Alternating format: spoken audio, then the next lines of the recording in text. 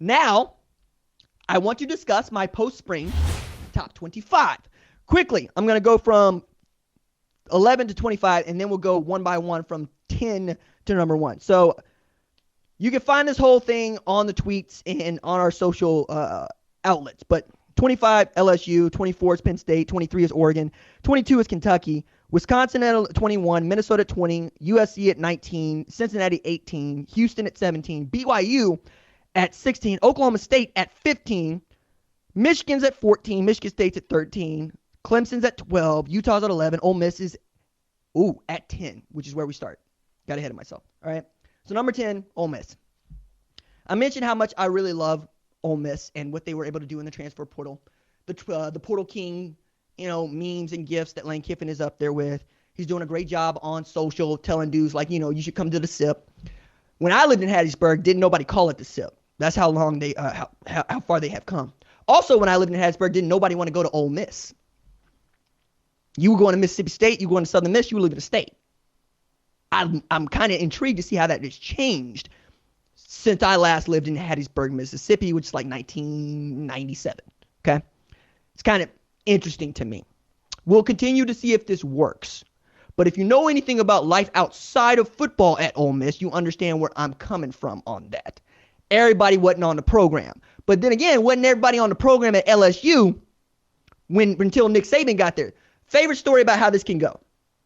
Nick Saban gets hired on at LSU to be the head coach. Mark Spears is the number 1 recruit in the state of Louisiana. He lives in Baton Rouge. Nick Saban has a home visit with him and says, Marcus, I can't let you leave the state. And Mark Spears said, Coach, you ain't got to worry about me leaving the state. I'm not even leaving the city. I'm going down the street to Southern. To Southern. Now, I love HBCUs, and you know this. I like Southern and the jukebox. You know this too. But the idea of someone picking Southern over LSU growing up in Baton Rouge, Louisiana, still blows my mind. Because that's what it was until Nick Saban decided to say, hey, look, I'm going to be Marcus Freeman about this approach. I'm going to open it up and tell everybody, hey, look, we want to be about you. Whatever you is, we want to be about that. If that is what Lane Kiffin is able to do at Ole Miss, I am all for it. Make it work. And you can do a lot with winning and winning with dudes that everybody else wants to be on the program with. It's one of the things that Matt Corral was able to do. He was a fiery dude, and people wanted to follow him. They enjoyed him. Kind of like Marshall Henderson, but not as obnoxious. Same difference. Okay. Number 9 on the list, Oklahoma. Yeah. Brent Venables, Dylan Gabriel, Jeff Levy. I think putting them here, you can see where I'm going with this, because I think that Oklahoma is going to be what Oklahoma has basically been since the Russell Athletic Bowl in 2014, since the Sweatpants Bowl, right?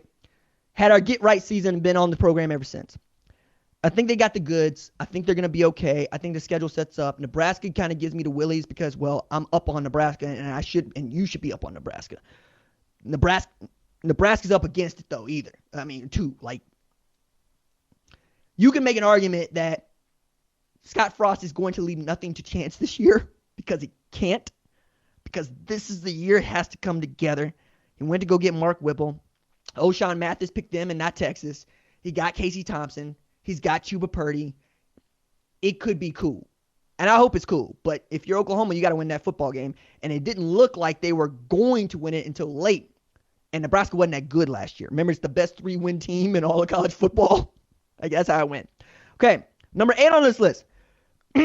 Texas.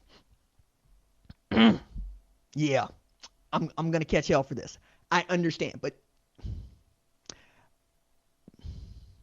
I refuse to look at the roster of 85 scholarship players at the University of Texas and say that's not a top 10 team. That's what I'm doing here. I'm saying that I could select any one of you to be the head coach at Texas, given that roster, and you ought to win more games than you lose. I can't overstate it. It's a 5-star backfield. Start with that. Quinn Ewers, Bijan Robinson. Start with that. right? Workout. Well, they can't stop nobody. They might not need to. They might put up 50. They are going to be good. And if they are not good, I am prepared to call it one of the biggest failings in Texas football, because it would boggle my mind to see them not win at least 9 games. I think they're going to be good. I think OU Texas is going to be another epic battle. I think it's going to be a lot of fun. You're going to have an offensive head coach versus defensive head coach with real stakes, right? This is also the last couple of years, maybe the last year, for both Oklahoma and Texas to have a cakewalk of sorts to the college football playoff, because you can't be the kind of program, if you're Texas, who goes into the SEC and doesn't produce NFL draft picks. You're not going to work out there. You can do that at Oklahoma. You could do that at Texas. You can't do that in the SEC. You're going to get eaten alive. So you need to take advantage of these last couple of years in a conference that is not as deep top to bottom. Full stop. You got maybe 2 other teams to worry about in the Big 12. Okay. Number 7 on the list, Notre Dame. I like Notre Dame. I've told you why I like Notre Dame. But I'm going to leave you with this point. Tommy Rees, Marcus Freeman want to be there together. The last time I saw something like that, in where I had basically a defensive coordinator and an offensive coordinator who wanted to work together, saw a national championship, right? That's what I saw. I think you have that in this team. I think they're going to be okay. Plus, they're due. Like, Notre Dame's going to get all the jokes that we used to give to Georgia now, because outside of 1993, haven't won a national championship, and even the 93 championship is up for debate, because promptly after beating the number 1 team in the country, they lost to Boston College, and everybody remembered. So we didn't have a playoff then, right? A playoff would have helped in 93. I don't want to see that happen again, but I would like to see Notre Dame get into a college football playoff and not get destroyed. That'd be fun. I'd be here for that. Don't get destroyed by Clemson. Don't get destroyed by Alabama. You know, like the 2012 college BCS national championship game, we all went out to lunch after the first quarter, because like, oh, okay, cool. I understand now. All right. Number 6, Arkansas. Love me some Arkansas. I love the Pitballs. You know, do you know that Sam Pittman is the only SEC coach to be on the number 1 ranked show? And one of the reasons that I think that is because I absolutely love that man. And he was listening to somebody when they told him I knew something about what I was talking about. Still one of my fondest memories of 2021 is just getting to jam with him. I love his get down. He recruits my kids. I should probably retire this phrase, and I will. I'm sure that I will, because I've said it too much. But when I say my kids, I mean the metro area in Tulsa. I mean green country. I mean Oklahomans. One of the things that I was more or less coming after where I got my master's degree, Oklahoma, is that the University of Tulsa has had 2 first-round draft picks in as many years. We are a small private institution in Tulsa, Oklahoma, that not a whole hell of a lot of people care about. But Zaven Collins and Tyler Smith were developed here, to steal that TM phrase from Ohio State. Oklahoma didn't do that in 2021, and you should, or 2022, and you should. I'm saying that Brendan Presley went to high school down the street from me. He's one of the best players at Oklahoma State. Now, Oklahoma does get its amount of players, like Ethan Downs, whom I really love, who's a class human being as well. But every now and again, you look around and you go, what do our kids in Tulsa have to do to get a big-time college football offer? Because Dax Hill ends up at Michigan, and he's a first-round pick. Josh Proctor is probably going to be the starting safety at Ohio State. The first Oklahoman to be recruited to Ohio State. I'm saying Sam Pittman will come to green country and recruit the kids that I know, that I grew up around.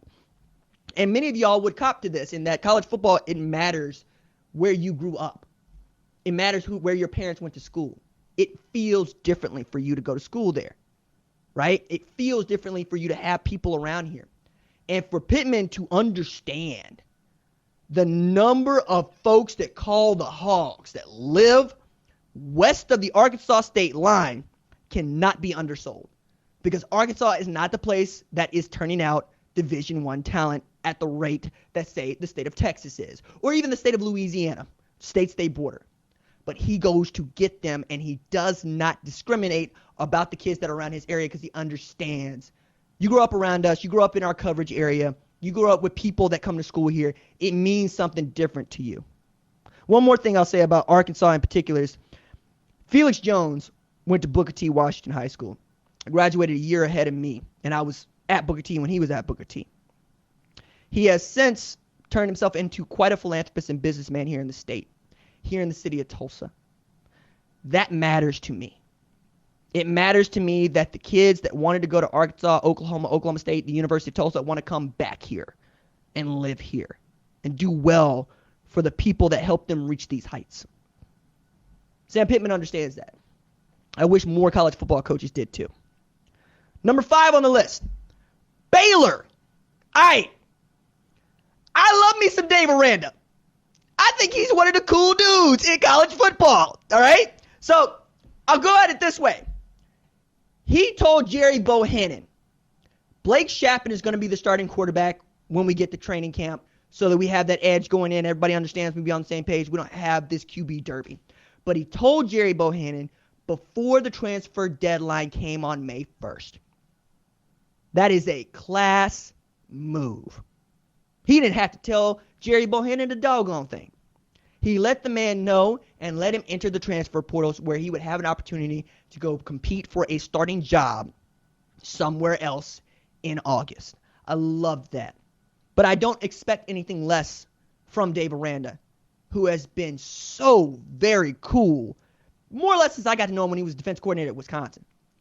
He's also the dude for which I was listening to. So for the Fiesta Bowl, when LSU played UCF, Central Florida, there was this dude that came in as an early enrollee who got to participate in bowl practice. His name's Derek Stingley Jr. And Dave Aranda told anybody that would listen, I would have played Derek in the Fiesta Bowl if I had been allowed to. He was that good from the jump. He showed up and was immediately their best player on defense. Ed Orgeron had to promise his daddy, who played wide receiver in the NFL, I won't play him both ways as a freshman, though I want to. Now, that never came to pass for some reasons that have to do with, well, LSU's just monstrous in 2019 at receiver, the 2020 year, and then he was hurt for some of the 2021 year. But I'll also add in here that Dave Aranda flipped Baylor into a power in 2 years. They sort of kind of got embarrassed in his first year. Okay? Changes up the offensive coordinator, goes to get Jeff Grimes, and uses Jerry Bohannon for most of the year to win a Big 12 championship and to win the Sugar Bowl against Ole Miss in one of the best seasons in Ole Miss history. I'm up on Baylor. They add another former TU defensive tackle in Jackson Player. I think they're going to have a couple of guys that can absolutely go over there. You know what they had in Jalen Petrie. I think Dave Aranda is going to have another one of those dudes showing up. They find out what they could do with a dude like Abram Smith and then go find another Abram Smith. Remember, Abram Smith is like Tyler Algier in that he was playing linebacker, and they said, hey, man, we need you to play some tailback, whatever's for the team, coach, and went for 1,600 yards. Okay? I'm up on Baylor. I'm up on the reigning Big 12 champions. Number 4 on the list, Texas A&M. Again, I can't look at that roster and expect them to be any worse than this. Add to this, they beat Alabama with a backup quarterback. They are one of 2 teams to beat Alabama in 2021. The other one won the friggin' national championship. Okay? All the jokes you want to make about A&M, Lord knows that I have made them and I will continue to make them. But if you're sleeping on them, you're just not paying attention and your biases are getting in the way. Number 3 on the list is the reigning national champion, Georgia. Some of this has to do with, I need to see y'all do it again, you know. Another part of this has to do with, they just broke the record for most draft picks in a single draft with 15. And basically, they had the linebacking crew And I think their best player on defense in Jordan Davis gets selected. But on top of that, Jalen Carter returns, and there are a lot of people that believe that he's more talented than Jordan Davis. Give that some thought. Being more talented than a 6'6", 340-pound man who ran a sub 4.840. That's scary. Okay? That's scary. And then I'll say the worst part of the Georgia football team, full stop, was the secondary. Those dudes were young last year. They're not young anymore. And we know Kirby Smart, a former Georgia safety, is going to shore that up. Okay? Went to get Darion Kendrick, turned him into a dude. Keely Ringo had the game-sealing pick. I've been high on Keely Ringo since he was 16 years old. Love that dude coming out of Saguaro. I didn't know that he could play corner. I thought he was going to be playing some safety because I didn't think his hips would be able to go that way. They're doing that. They got Christopher Peacemaker Smith. For those of y'all that know the Peacemaker reference, I salute you. Thank you for that. I think I'm trying to make up for this whole thing I did with the USFL Spotlight podcast where I didn't know who Michael Scott was. So I'm trying to flex a little bit more pop culture knowledge there. Other part is they don't have a quarterback controversy anymore. They had one for basically 2 years. Everybody's looking at JT Daniels going, is that the starter? And Kirby Smart's going, no, it's not. Stetson Bennett's the starter. And Stetson went out there and won them a national championship. He is a folk hero now. So much so that JT Daniels went back into the portal and came out at West Virginia. Brock Vandegrift, Carson Beck, I hope y'all can figure it out. Gunnar Stockton, I hope you can figure it out too. But that's Stetson Bennett's team next year. And I think they're going to be just fine with those tailbacks and the wide receivers that they added. Number 2, Ohio State. Okay, again, it's about having the world's okayest defense. I was equating last year the offensive passing attack to something like, aerial combat because they were looking like the kind of program that was going to have 3 receivers that go for like 1,000 yards, 1,000-yard tailback, and 4,000-yard passer, something stupid like that. Michigan game happened, dims the brakes, come back in the Rose Bowl, and Jackson Smith and Jigba gets introduced to the nation in a way that some have never been introduced. It's not just that people knew he was good, because I think even casuals understood that Jackson Smith and Jigba was good, but they didn't know he was that good because without Chris Olave or Garrett Wilson, he became the one. And in becoming the one, 300-plus yards receiving in the Rose Bowl against a Utah team that won the Pac-12 championship. Okay? I expect them to be in the college football playoff. I expect them to win the Big Ten championship, all of those things. Number 1, Bama. All right. So, I'll put it this way. My favorite athlete walking right now drives a race car. His name's Lewis Hamilton. He's won 7 Drivers' World Championships, 8 constructor titles. Okay. In his age, and really period, he's been the best at what he does. Tom Brady has won 7 Super Bowls. In his age, and period, he's been the best at what he does. Cristiano Ronaldo has run 7 league titles. In his age, along with Lionel Messi, depending on how you want to shake this out, best at what he does. Nick Saban is far and away the best at what he does, and he has also won 7 college football national championships. Since 2009, we're not debating who the GOAT is in our sport. And I don't mean presently. I mean for all 150 plus years of college football. Throw whoever you want out there. Throw the Newt Rockne dude who was lying about what Notre Dame football was at a time when you could still do that. Throw out Bear Bryant, who gets credit for integrating an Alabama football team that really didn't happen that way, right? Throw out Earl Bruce if you're Ohio State. Throw out whomever you want. Nick Saban is that dude. The parts around him change. The program does not. Come on. How are we not starting every single conversation with Alabama number 1 until they lose? And even when they lose, you know how I feel about this. They're still going to get the benefit of the doubt because that's Nick Saban, not because that's Alabama. And I say it's Nick Saban, not Alabama, because I remember when Alabama was trash. I remember when Oklahoma played Alabama and it was embarrassing for them. Now, Oklahoma plays Alabama. We're the people that are being embarrassed. Come on, man. 2018, Orange Bowl. My man Kyler Murray played his behind off. Quentin Williams was in his lap. Destroying the best offensive line in football. Goodness me. I'm so excited about 2022 college football, as you can very well tell. Thanks for watching this video, and remember, hit that subscribe button so you don't miss any other videos on the #1 ranked show YouTube channel.